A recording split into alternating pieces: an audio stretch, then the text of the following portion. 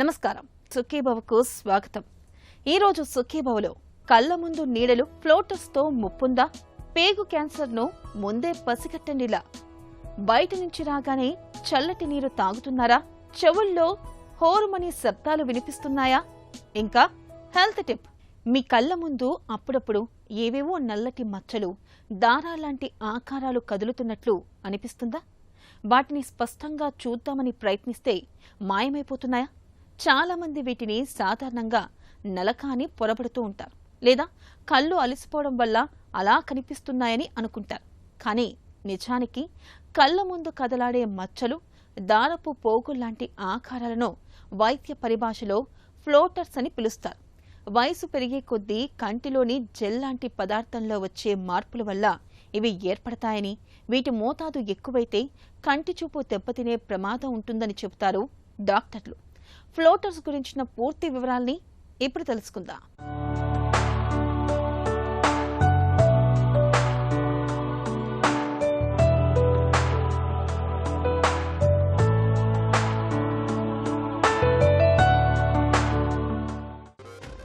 ప్రశాంతంగా నీలి ఆకాశం వంకో లేదా ఇంట్లోని తెల్లటి గోడ వంకో చూస్తున్నప్పుడు అకస్మాత్తుగా మీ కళ్ల ముందు నల్లటి చుక్కలు, సాలి నాగులు లేదా దారపు పోగుల్లాంటి ఆకారాలు తేలియాడుతున్నట్లు అనిపించిందా?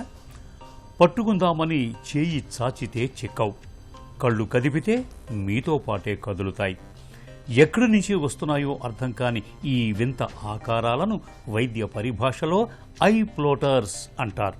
ప్రపంచవ్యాప్తంగా 70% మంది తమ జీవితంలో ఏదో ఒక దశలో ఈ ఫ్లోటర్స్ను చూస్తారన్నది సైన్స్ చెబుతున్న ఆశ్చర్యకరమైన సత్యం. అసలు ఇవి ఎక్కడి నుంచి వస్తాయి? మన కనుగుడ్డులో విట్రియస్ హ్యూమర్ అనే జెల్లీ లాంటి ద్రవం ఉంటుంది.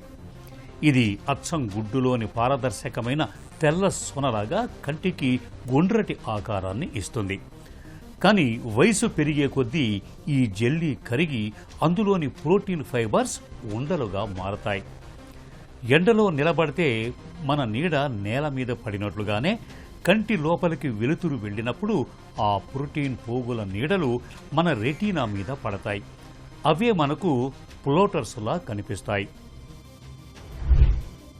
సో కంటిలో ఏదన్నా మెరిసినట్టు అనిపించడము, లేదంటే సడన్గా ఏదన్నా వెలుగు రావడము, లేకపోతే కంటి ముందు కెమెరా ఫ్లాష్ వేస్తే మనకి ఎలా లైట్ వచ్చినట్టు అనిపిస్తుంది అలా అనిపించడం, ఆర్ లేదా వర్షం ముందు మెరుపులు వస్తే ఎలా అనిపిస్తుంది అలా రావడంని మనం కంటి లోపల ఫ్లాషెస్ అని అంటాం. సో కొన్ని సందర్భాల్లో అది నార్మల్ కూడా ఉండొచ్చు. మెయిన్లీ అది ఏజింగ్ ప్రాసెస్తో మన కంటి లోపల ఒక జెల్ ఉంటుంది. ఆ జెల్లో అయ్యే మార్పుల వల్ల కొన్నిసార్లు అది నార్మల్ కూడా అవ్వచ్చు. కానీ సడన్గా ఫ్లాషెస్ రావడం, కంటి ముందు ఏదన్నా తెరలాగా అడ్డం రావడం, లేకపోతే సడన్గా చూపు తగ్గిపోవడం, ఇలా అన్ని సిమ్టమ్స్ కలిపి వస్తే మాత్రం అది ఏదన్నా వార్నింగ్ సైన్ ఉంటుంది. సో కంటిలో మనకు ఒక జెల్ ఉంటుంది, దాన్ని విట్రియస్ అంటాం. అది మనకు వయసుతో పాటు లేదంటే హై పవర్ ఉన్న వాళ్ళకి అది నీరులాగా మారిపోతూ ఉంటుంది. అప్పుడు కింద ఉన్న రెటినాని అది లాగడం జరుగుతుంది. అప్పుడు ఫ్లాషెస్ అనేవి వస్తాయి. సో రిస్క్ మెయిన్గా హై మైనస్ పవర్ ఉన్న వాళ్ళకి ఈ ఫ్లాషెస్ అనేవి ఎక్కువగా వస్తూ ఉంటాయి. కంటి వెనకాల భాగంలో ఉన్న నరమే రెటినా. సో రెటినా డిటాచ్మెంట్ అంటే ఆ కంటి నరం దాని స్థానం నుంచి జరిగిపోవడం, ఆర్ కంటి నరం ఊడిపోవడం అంటాం. సో అది ఎందుకు ఊడిపోతుందంటే కంటి నరంలో ఏదన్నా చిన్న రంధ్రం పడినా అందులోంచి ఆ జెల్ ఏదైతే ఉందో అది నీరులాగా మారి అది ఆ రంధ్రంలోంచి వెనక్కి వెళ్ళి నరాన్ని పైకి లేపేస్తుంది. అది నరం ఊడిపోవడం అంటాం. అదే రెటినల్ డిటాచ్మెంట్. సో ఇది అయినప్పుడు ఆర్ ఇది అయ్యే ముందు ఏదైతే ఆ జెల్ ఉందో అది లిక్విడ్ అయ్యే ప్రాసెస్లో మనకి ఈ ఫ్లాషెస్ వస్తూ ఉంటాయి. కొంతమందికి నరం ఊడిపోయిన తర్వాత కూడా ఈ ఫ్లాషెస్ వస్తూ ఉంటాయి. సో అవి మనకి వార్నింగ్ సైన్. ఎప్పుడన్నా ఫ్లాషెస్ వస్తే మాత్రం వెంటనే రెటినా చెకప్కి రావాలి. కళ్ల ముందు నీడలనేవి ఒకప్పుడు కేవలం 60 ఏళ్లు పైబడిన వారిలోనే కనిపించాయి. కానీ రోజులో ఎక్కువ సమయం డిజిటల్ స్క్రీన్ల ముందే గడిచిపోతున్న నేపథ్యంలో 25 ఏళ్ల యువతలోనూ కళ్ల ముందు ఫ్లోటర్స్ కనిపిస్తున్నాయి. గంటల తరబడి ల్యాప్టాప్లు, మొబైల్ వాడటం వల్ల కంటిలోని జెల్లీ త్వరగా పాడైపోతుందని డాక్టర్లు చెబుతున్నారు. ఇక మైనస్ పవర్ ఉన్న వారిలో కూడా ఈ ఫ్లోటర్స్ ఎక్కువగా వస్తుంటాయి. అయితే ఎప్పుడైనా ఒకసారి ఫ్లోటర్స్ వస్తే పర్వాలేదు, కానీ ఒక్కసారిగా కళ్ల ముందు చినుకుల వర్షం కురుస్తున్నట్టుగా వందలాది చుక్కలు కనిపించటం, చీకట్లో కెమెరా ఫ్లాష్ కొట్టినట్టుగా కంటి ముందు మెరుపులు రావటాన్ని కాస్త పట్టించుకోవాలి. ఈ లక్షణాలు కంటి నరం చిట్లిపోవటానికి లేదా రెటీనా పూర్తిగా విడిపోవటానికి ముందస్తు హెచ్చరికలని చెబుతారు డాక్టర్లు. నార్మల్గా కొంతమందికి ఫ్లోటర్స్ అనేది కామన్గా కనిపిస్తూ ఉంటాయి. సో మనం గమనించుకుంటూ ఉండాలి, సడన్గా ఫ్లోటర్స్ వస్తున్నాయా లేదా ఎప్పుడు ఉన్నట్టే ఉన్నాయా.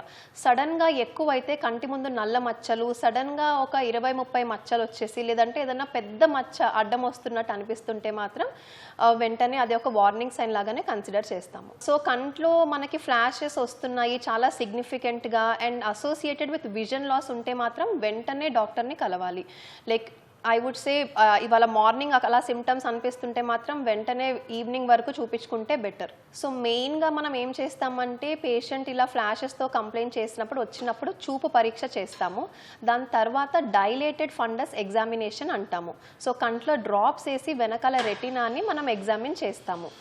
సో అదే మోస్ట్ ఇంపార్టెంట్ ఇన్వెస్టిగేషన్ మనకి క్లినికల్ ఎగ్జామినేషన్. దాని తర్వాత అవసరం అయితే ఏదన్నా ఓసిటీ కానీ బీ స్కాన్ కానీ అలాంటి ఇన్వెస్టిగేషన్స్ కూడా చేస్తాము. కళ్ల ముందు ఫ్లోటర్స్ కనిపిస్తున్నప్పుడు చాలామంది కళ్లను తరచూ చల్లటి నీటితో కడుక్కోవటం, విటమిన్ ఏ సప్లిమెంట్లను తీసుకోవటం చేస్తూ ఉంటారు. నిజానికి ఇవి ముఖం కడుక్కుంటే పోయే మకిలి కాదు, కంటి లోపల నిర్మాణంలో వచ్చిన మార్పుల మూలంగా కనిపిస్తున్నాయని అర్థం చేసుకోవాలి. ఫ్లోటర్స్ను నిర్ధారించడానికి కంటి వైద్యులు డైలేటెడ్ ఫండస్ ఎగ్జామినేషన్ ద్వారా కంటి పాపను పెద్దది చేసి భూతద్దంలో లోపం క్షుణ్ణంగా పరిశీలిస్తారు. అవసరాన్ని బట్టి కంటి లోపలి పరిస్థితిని 3D యాంగిల్లో చూసేందుకు అల్ట్రాసౌండ్, బీ స్కాన్ లేదా ఓసిటీ లాంటి ఆధునిక పరీక్షల ద్వారా రెటీనా ఎంత భద్రంగా ఉందో నిర్ధారిస్తారు.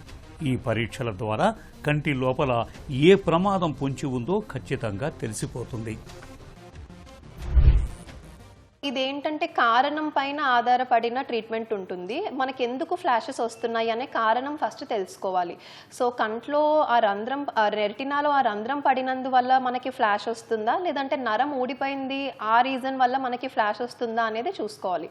కంటి నరంలో రంధ్రం పడితే దానికి బరాజ్ లేజర్ అనే ట్రీట్మెంట్ ఉంటుంది.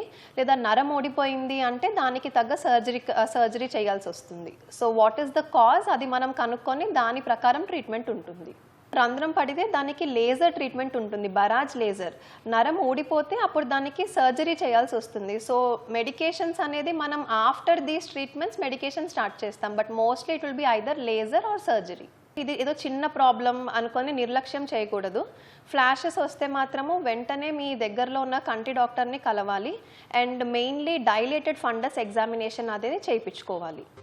కళ్ల ముందు ఫ్లోటర్స్ తక్కువగా కనిపిస్తున్నప్పుడు పెద్దగా కంగారు పడాల్సిన పని లేదు. కొన్నాళ్లకు మన మెదడు వాటిని చూడకుండా దానంతట అదే న్యూరో అడాప్టేషన్ ప్రక్రియ ద్వారా సర్దుబాటు చేసుకుంటుంది. కానీ ఫ్లోటర్స్ అనేవి రోజువారీ జీవనానికి తీవ్ర ఇబ్బందిగా మారినప్పుడు మాత్రం తప్పకుండా చికిత్స తీసుకోవాలి. యాగ్లేజర్ విట్రియోలైసిస్ ద్వారా లేజర్ కిరణాలతో ఆ ఫ్లోటర్స్ను కాల్చి ఆవిరి చేయొచ్చు. రెటీనాకే ముప్పు తెచ్చేంత స్థాయిలో ఫ్లోటర్స్ ఉన్నప్పుడు విట్రెక్టమీ అని మైక్రో సర్జరీ చేస్తారు. వ్యాక్యూమ్ క్లీనర్తో ఇంట్లోని దుమ్మును ఎలా లాగేస్తామో కంటి లోపలి ఆ పాడైన జెల్లీని పూర్తిగా లాగేసి కంటికి తిరిగి ప్రాణం పోస్తారు. ఇక కళ్ల ముందు ఫ్లోటర్స్ రాకుండా ఉండాలంటే డీహైడ్రేషన్ బారిన పడకుండా పుష్కలంగా నీళ్లు తాగాలి. డిజిటల్ స్క్రీన్స్ వాడేవారు ప్రతి 20 నిమిషాలకు ఒకసారి స్క్రీన్ నుంచి విరామం తీసుకోవాలి. ఈ జాగ్రత్తలు కళ్లను చక్కటి ఆరోగ్యంతో ఉంచుతాయి. క్యాన్సర్ అనగానే మనలో ఒక తెలియని భయం మొదలవుతుంది. కానీ ప్రాథమిక దశలోనే గుర్తిస్తే క్యాన్సర్లను చాలా వరకు నివారించుకోవచ్చు. పెద్ద పేగు క్యాన్సర్ విషయానికి వస్తే ఇదేమీ అకస్మాత్తుగా ఊడిపడదు. మొదట పాలిప్స్గా మొదలై తర్వాత నెమ్మదిగా పెరుగుతూ చివరికి కణితులుగా మారుతూ ఉంటుంది. అయితే క్రమం తప్పకుండా కొలనోస్కోపీ వంటి పరీక్షలు చేయించుకుంటూ ఉంటే పేగులో క్యాన్సర్ను ముందుగానే పసిగట్టవచ్చని చెబుతారు డాక్టర్లు. పెద్ద పేగు క్యాన్సర్ను ముందుగానే పట్టుకునే మార్గాల గురించి ఇప్పుడు తెలుసుకుందాం.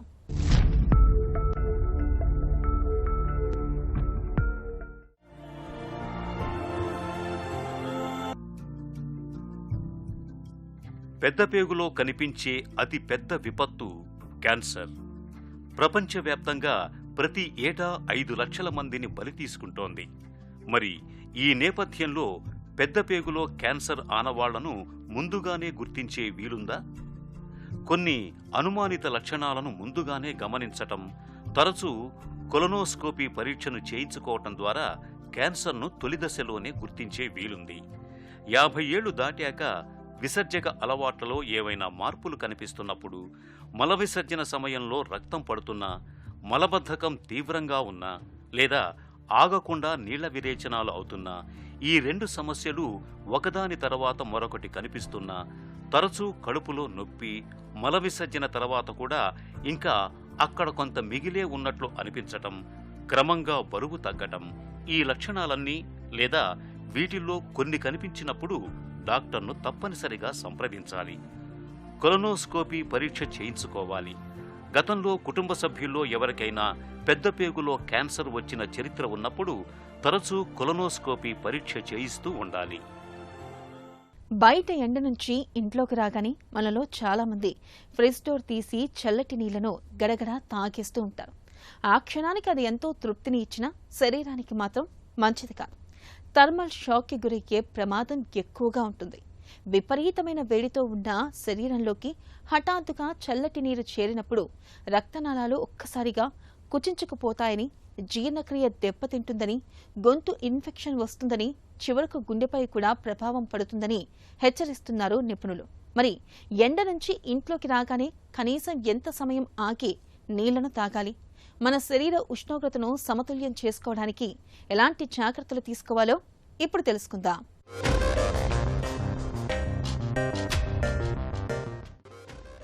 మన శరీరం తన లోపల అంతర్గత ఉష్ణోగ్రతను స్థిరంగా ఉంచడానికి చాలా కష్టపడుతుంది. బయట వేడి తీవ్రంగా ఉన్నప్పుడు అది శీతల మోడ్లోకి మారిపోతుంది. ఫలితంగా స్వేదగ్రంథులు క్రియాశీలమవుతాయి, రక్తనాళాలు వ్యాకోచిస్తాయి. వేడిని విడుదల చేయడానికి చర్మానికి చేరువలో రక్త ప్రవాహం పెరుగుతుంది, చెమట పెరుగుతుంది. తనను తాను చల్లబరుచుకునే క్రమంలో శరీరం వేగంగా ద్రవాలను కోల్పోతుంది. ఈ ప్రక్రియ వల్ల డీహైడ్రేషన్కు గురి కావడం, అలసిపోవడం జరుగుతుంది. ఇలాంటప్పుడు ఎండలో తిరిగి వచ్చిన వెంటనే బాగా చల్లగా ఉన్న నీరు తాగితే తాత్కాలికంగా రక్తనాళాలు ముడుచుకుపోతాయి. మైగ్రేన్, సైనస్ వంటి ఇబ్బందులు ఉన్నవారిపై ప్రభావం పడచ్చు. ఉదర భాగంలో కండరాలు పట్టేసినట్లు అనిపిస్తుంది. దీనివల్ల కొద్దిసేపు జీర్ణక్రియ మందగించవచ్చు.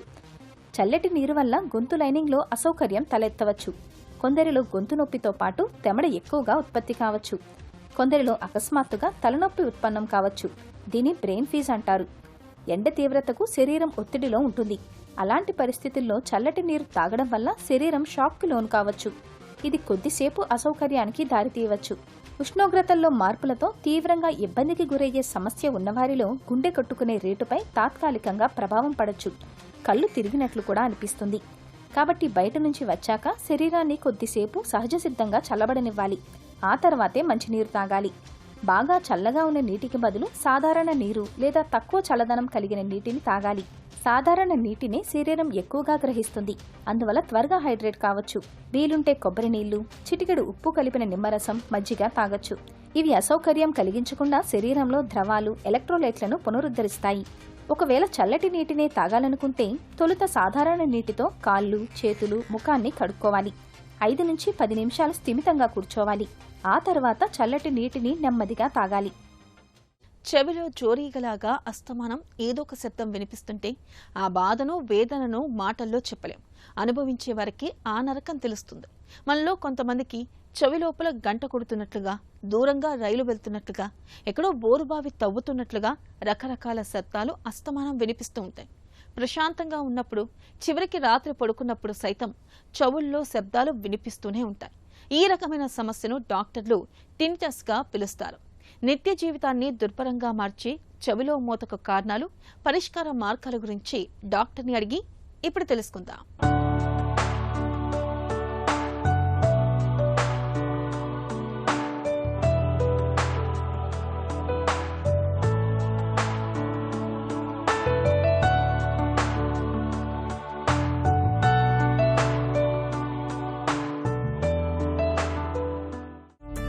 టినిటస్ అంటే ఏంటి? ఈ టిన్నిటస్ అనేది బేసిక్గా మన చెవులో వచ్చే అబ్నార్మల్ సౌండ్, అంటే అది గుయ్యమని వస్తుంటుంది, కొంతమందిలో హారన్ సౌండ్స్, కొంతమందిలో పిట్టలు అరుస్తున్న సౌండ్, కొంతమందిలో ఆకులు కదులుతున్నట్టు సౌండ్, కొంతమంది అంటే different people different frequencies different ఇంటెన్సిటీలో ఈ సౌండ్ వస్తూ ఉంటుంది అన్నమాట. ఇది ఇవాళ మన సొసైటీలో చాలా కామన్ సమస్య అయింది. ఒక 20 years బ్యాక్ వెళ్ళినట్లయితే చెవులో ఏ సౌండ్ వచ్చిన అబ్నార్మల్ సౌండ్ అంటే ఆ పేషెంట్లో ఆల్మోస్ట్ అందరిలోనూ అబ్నార్మాలిటీ ఉండేది. అంటే అది మన బ్లడ్ వెజల్స్ నుంచి వచ్చిన గడ్డలు కావచ్చు, క్యాన్సర్ గడ్డలు కావచ్చు, లేదా ట్యూమర్స్ కావచ్చు, అంటే సిపి యాంగిల్ ట్యూమర్స్ అంటాం, లేదా హీరింగ్ లాస్ తగ్గటం, అంటే ఓల్డ్ ఏజ్లో వచ్చే హీరింగ్ లాస్ ప్రెస్బయాక్సిస్ అంటాం. యూజువల్గా ఖచ్చితంగా రీజన్ తోటే ఎక్కువ మందిలో ఈ టినిటస్ ప్రాబ్లం. ఎందుకంటే అప్పుడు టినిటస్ అనేది చాలా రేరెస్ట్ సిమ్టమ్, డెఫినెట్గా డేంజర్ ప్రాబ్లం ఉందని అర్థం. కానీ ఇప్పుడున్న పరిస్థితుల్లో టినిటస్ అనేది చాలా వాటికి డేంజర్ ప్రాబ్లం లేకుండా కామన్ సమస్య అయింది. చెవిలో మోతకు కారణాలేంటి? Headphone or earphone or Bluetooth, any mobile use. దీని నుంచి ఇప్పుడు ఈ టినిటస్ ప్రాబ్లం అనేది చాలా మందిలో వస్తుంది. This is the main reason. Especially 20 నుంచి 35-40 సంవత్సరాల్లో వచ్చే టినిటస్ ప్రాబ్లం మెయిన్గా ఇదే కారణం అన్నమాట. కొంతమందిలో అయితే మనం ఫోన్ వాడినప్పుడే వస్తుందండి, ఫోన్ వాడటం ఆపంలోనే తగ్గిపోతుంది అంటారు. కొంతమంది కంటిన్యూస్గా వస్తుంది అంటున్నారు. అంటే కంటిన్యూస్గా వస్తుందంటే ఎక్కువ మన లోపల చెవిలి డ్యామేజ్ అయినట్టు అన్నమాట. లోపల చెవిలో ఉన్న ఇన్నర్ ఇయర్ హెయిర్ సెల్స్ అంటాం, వెస్టిబుల్ కాక్లియా అంటాం, కాక్లియర్ నర్వ్, వెస్టిబులర్ నర్వ్ అంటాం. దీని మీద ఎఫెక్ట్ పడి ఈ tinnitus problem, hearing problem, dizziness problem చాలా మందిలో వస్తుందన్నమాట. సెకండ్ కారణం చూసినట్లయితే టినిటస్కి ఈ మధ్యలో చాలామందికి కూడా యాంగ్జైటీ ప్రాబ్లమ్స్ పెరుగుతున్నాయి. ఎస్పెషలీ ఉమెన్స్ని తీసుకున్నట్లయితే అరౌండ్ పెరిమీనోపాసల్ పేజ్ అంటాం, పెరిమీనోపాసల్ స్టేజ్ అంటే 45 నుండి 60 years పీపుల్లో చాలామందిలో ఈ టెన్షన్ నుంచి, వాళ్ళకున్న హార్మోనల్ చేంజెస్ నుంచి ఈ టినిటస్ ప్రాబ్లం వస్తుందన్నమాట. అలానే ఏసీ కూడా వీటికి యాడ్ ఆన్ అయింది. ఏసీ ఏం చేస్తుందంటే కంటిన్యూస్గా ఏసీ మనం ఆన్ చేసినట్లయితే మరీ చల్లటి వెదరు అంటే మరీ టెంపరేచర్ లోగా పెట్టుకున్నట్లయితే మన లోపల చెవిలో ఉన్న బ్లడ్ వెజల్స్ క్లోజ్ అయిపోతాయి. అలానే డయాబెటీస్, హైపర్ టెన్షన్ ఉన్న పేషెంట్లు, ఆల్రెడీ డయాబెటీస్ ఉన్న వాళ్ళు ఏమైందంటే ఆల్రెడీ కొద్ది కొవ్వు చేరి, అలానే కొవ్వు ఎక్కువ ఉన్న వాళ్ళు హైపర్ లిపిడీమియా పేషెంట్స్ అంటాం. ఈ బ్లడ్ వెజల్స్ నేరో అవుతాయి, దాంట్లో ఉన్న మధ్యలో ఉన్న మీడియా అనే లేయరు థిక్కిన్ అయిపోయి ఆ బ్లడ్ వెజల్స్ క్లోజ్ అవుతాయి. వాళ్ళల్లో ఈ రిస్క్ ఫ్యాక్టర్స్ కూడా ఇంక్రీజ్ అయిపోయి వాళ్ళకి హీరింగ్ లాసు, టినిటస్ ఎక్కువగా వచ్చే అవకాశం ఉంటుందన్నమాట. టినిటస్ను ఎలా నిర్ధారిస్తారు? కొంతమందిలో సడన్ టినిటస్ వస్తుంది. కొంతమంది అంటారు పొద్దున్నే లెగంగులోనే చెవులో సౌండ్ గుయ్యమని వస్తుందని. ఇలాంటి వాళ్ళు ఈ రిస్క్ ఫ్యాక్టర్ ఎస్పెషల్లీ ఏసీ ఒకటి, మేబీ అంతకు ముందు రోజు లౌడ్ నాయిస్ ఎక్స్పోజ్ కావటం ఒకటి, లేదంటే ఎక్కువ స్ట్రెస్ ఉండటం ఒకటి. వీటి నుంచి ఈ ఎర్లీ మార్నింగ్ పొద్దున్నే లెగంగులోనే చెవులో గుయ్యమని సౌండ్ వస్తుందని అంటారు. వాళ్ళు ఎప్పుడైనా కూడా సడన్ ఏదైనా చెవులో గుయ్యమని సౌండ్ వచ్చినా, చెవులో వినికిడి తగ్గినా ఇమ్మీడియట్గా డాక్టర్ని సంప్రదించడం మంచిది. ఎందుకంటే అది నరాలకు సంబంధించిన సమస్య. మనం ఇమ్మీడియట్గా ట్రీట్మెంట్ తీసుకోపోయినట్లయితే అది పర్మనెంట్గా ఉండే అవకాశం ఉంటుంది. తర్వాత ట్రీట్మెంట్ ఇచ్చినా కూడా తగ్గే అవకాశం తగ్గిపోయింది. ఎందుకంటే నర్వ్స్ ఎన్ని ఎక్కువ రోజులు డ్యామేజ్ అయితే అన్ని రోజులు మనకు రికవరీ ఛాన్స్ తగ్గిద్ది అనమాట. టినిటస్ వచ్చిన పేషెంట్లో ప్రతి ఒక్కరు కూడా మేము ఫస్ట్ ఏం చేస్తామంటే సిటీ స్కాన్ చేసుకొని మన మధ్య చెవి, లోపల చెవిలో ఏం ప్రాబ్లం లేదని కన్ఫర్మ్ చేసుకుంటాం అనమాట. ఎందుకంటే ఏదన్నా ప్రాబ్లం 1000లో ఒకరికి ఎదుర్కొంటే ఫస్ట్ మనం ఆ ప్రాబ్లం ట్రీట్ చేయాల్సి వస్తుంది. టినిటస్ బాధితుల జీవనశైలి ఎలా ఉండాలి? చాలామందిలో ఆడియలాజికల్ ఎవాల్యుయేషన్లో మాకు తెలిసేది ఏంటంటే ఆ టినిటస్ ఒక్కటి ఉంటుంది, మిగతా హీరింగ్ కూడా బాగుంటుంది. ఎస్పెషల్లీ మిడిల్ ఏజ్ పీపుల్లో ఎవరైతే ఈ 20 to 40 years ఉంటారు వాళ్ళకి హీరింగ్ బాగానే ఉంటుంది, కానీ టినిటస్ ఉంటుంది. వీళ్ళలో మెయిన్గా ఏంటంటే మనం చూడాల్సింది వాళ్ళకి స్ట్రెస్ తగ్గిమని చెప్పాలి. అలానే కోల్డ్ వెదర్, ఏసీలు కూడా కంట్రోల్ టెంపరేచర్ చూసుకోమని చెప్పాలి. మెయిన్ ఏంటంటే వీలైనంత ఫోను, హెడ్సెట్లు, బ్లూటూత్లు వాడొద్దని చెప్పాలి. అవసరానికే వాడుకోవాలి. ఈ ఫోను, హెడ్సెట్, బ్లూటూత్లో కూడా ఈ మధ్యలో కొత్త రూల్ ఒకటి వచ్చింది. అంటే మనకి సేఫెస్ట్ లెవెల్ ఏంటి, మనం 60 decibel లెవెల్లో అప్ టు 60 minutes వాడవచ్చు.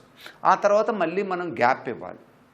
కానీ బెస్ట్ ఇంకా సేఫ్ ఏంటంటే ఎవ్రీ 20-30 minutesకి ఒకసారి 5 to 10 minutes గ్యాప్ ఇచ్చి మనం ఆ సౌండ్ని 60 డెసిబల్స్ కన్నా ఎక్కువ లేకుండా చూసుకున్నట్లయితే ఈ ఫోను హెడ్సెట్ల నుంచి మన లోపల చెవిలో కానీ మన చెవిలో కానీ వచ్చే నెగిటివ్ ఎఫెక్ట్స్ అనుకోవచ్చు, మనకు వచ్చే ప్రాబ్లమ్స్ని కానీ చాలా వాటికి నివారించుకోవచ్చు. అలానే ఈ ఫోన్ను ఎక్కడైతే మనం వాడతాం, ఆఫీస్ అనుకోండి, ఇల్లు అనుకోండి, టెంపరేచర్ను కూడా మరీ వెరీ కోల్డ్కి తీసుకెళ్ళొద్దు. రూమ్ టెంపరేచర్ని అరౌండ్ 25 26 కంఫర్టబుల్ లెవెల్లో ఉంచుకున్నట్లయితే ఈ ఫోన్ నుంచి మనకు వచ్చే సైడ్ ఎఫెక్ట్స్ కానీ అలానే ఏసీ నుంచి వచ్చే సైడ్ ఎఫెక్ట్స్ కానీ చాలా వాటికి మనం యాడెడ్ ఎఫెక్ట్స్ని కూడా తగ్గించుకోవచ్చు అన్నమాట. అలానే diabetes, hyper tension, cholesterol problem ఉన్నట్లయితే వాటిని జాగ్రత్తగా మనం కంట్రోల్ చేసుకోవాలన్నమాట. అలానే కొంతమందిలో ఆటో ఇమ్యూన్ డిజార్డర్స్ ఉంటాయి. ఆటో ఇమ్యూన్ డిజార్డర్స్ కూడా చాలా వాటికి మనం లైఫ్ స్టైల్ తోటి స్ట్రెస్ తగ్గించుకొని healthy life style, regular physical activity చేసుకున్నట్లయితే చాలా వాటికి తగ్గే అవకాశం ఉంటుంది. మందులతో చెవిలో మోత తగ్గుతుందా? బేసిక్గా చాలామందికి ఉన్న అపోహ ఏంటంటే టినిటస్ ఉంటే మా ట్రీట్మెంట్ లేదు, టినిటస్ తగ్గదు. ఎస్పెషల్లీ ఈఎన్టీకి వచ్చినట్లయితే ఎలర్జీ టినిటస్లో చాలామందికి ఉండేది ఇదన్నమాట. టినిటస్ కూడా ఎన్ని మందులు అయినా తగ్గదు, ఏ ట్రీట్మెంట్ ఇచ్చినా తగ్గదని. కానీ ఇవాళ అవకాశం ఉందండి. 100% ఎష్యూరెన్స్ ఇవ్వంగానే ట్రీట్మెంట్ తీసుకోవటం వలన మనకు ఎలాంటి నష్టం లేదు. ఇంప్రూవ్ అయిందనుకోండి, మనం సైకలాజికల్గా, మెంటల్గా చాలా వాటికి ఆ టెన్షన్స్ నుంచి బయటకు వస్తాం. లేకపోతే ఆ గుయ్యమనే సౌండ్ ఎప్పుడు చెవులో వస్తాం, మనం రెగ్యులర్ యాక్టివిటీ చేసుకునివ్వదు, ఎప్పుడు దాని మీద ధ్యాస వెళ్ళేటట్టు చేస్తుంది, ఎప్పుడు మనం డిస్టర్బ్ అయ్యేటట్టు చేస్తానమాట. ఇవాళ మనకి ఈ టినిటస్ రీట్రైనింగ్ థెరపీ అని వచ్చింది. ఆ టినిటస్ రీట్రైనింగ్ థెరపీలో వాళ్ళు కాగ్నిటివ్ బిహేవియరల్ థెరపీ ఇస్తారు మీకు. అలానే ఆ సౌండ్ ఏదైతే ఇప్పుడు మనం ఎలర్జీ ఉందనుకోండి, కంటిన్యూస్గా మనం ఆ ఎలర్జీని ఇమ్యూనోథెరపీ తీసుకున్నట్లయితే ఎలర్జీ చాలా వాటికి మనకు తగ్గిపోయింది.